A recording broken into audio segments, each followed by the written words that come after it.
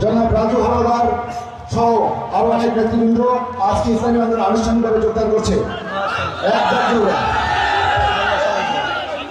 আল্লাহ সবাইকে কবুল করেন। থেকে একটা যুবক ইসলামী আন্দোলনে যোগদান করছে। মাশাআল্লাহ। পাথরকাঠি থেকে ইসলামী আন্দোলনে একটা যুবক আনুষ্ঠানিকভাবে সাহায্য হাতে যোগদান করছে। আচ্ছা ঠিক আছে, আল্লাহ তোমাদের সবাইকে আল্লাহ তোমাদের কবুল করেন। সম্মানিত উপস্থিতি, এক হিন্দু ভাই আনুষ্ঠানিকভাবে ইসলামী আন্দোলনে যোগ দিয়েছে শাহেকের হাতে।